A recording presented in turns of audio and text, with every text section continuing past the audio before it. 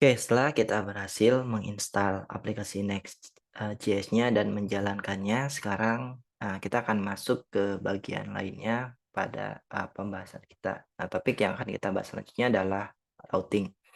Nah, di mana pada routing ini kita akan coba belajar mendefinisikan sebuah route pada Next.js. Nah, di sini teman-teman bisa langsung masuk ke bagian routing, teman-teman. Di sini ada, lalu teman-teman klik ke bagian defining routes.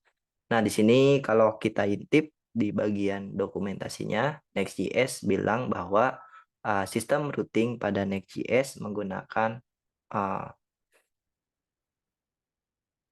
file system based router yang dimana folder akan digunakan untuk mendefinisikan route pada aplikasi Next.js kita. Jadi simpelnya ketika kita mau membuat sebuah membuat sebuah route dengan nama user misalkan.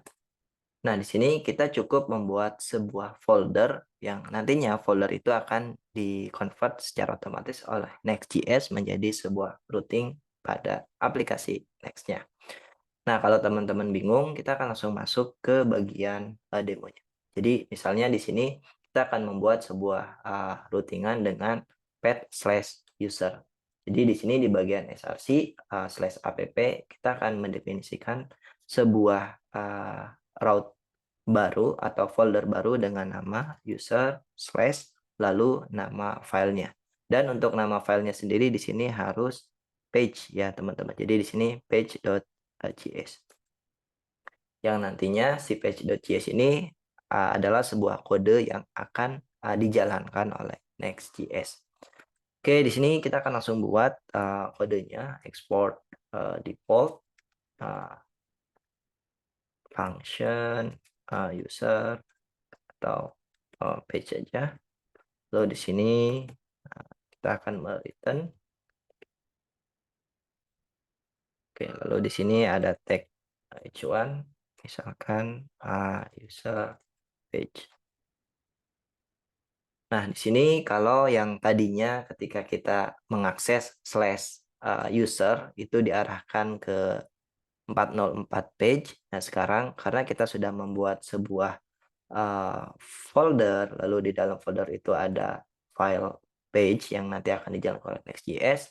Ketika kita mengakses path/user, maka secara otomatis kode atau routingnya sudah terbuat di aplikasi Next.js kita.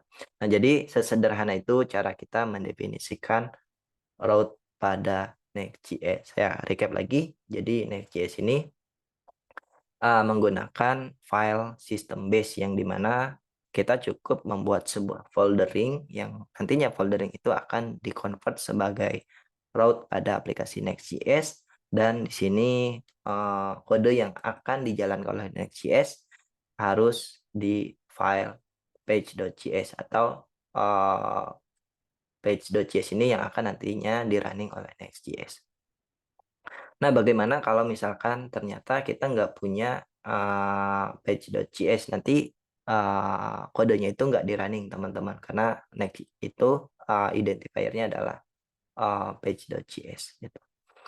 Nah, selanjutnya kalau misalnya kita punya pengen membuat sebuah nested routing, misalkan di sini kita pengen membuat sebuah routing di ini nama domain kita lalu ada /dashboard/setting. Nah, sesimpel kita cukup membuat sebuah foldering di dalam app-nya ada dashboard, lalu di dalam dashboardnya ada setting, lalu di dalam settingnya itu ada page.js. Maka secara otomatis nanti tampilan aplikasinya akan jadi seperti ini, teman-teman. Gitu. Jadi untuk detailnya di sini teman-teman bisa lihat setiap folder ada page yang dimana page itu yang akan di-running oleh si Next.js.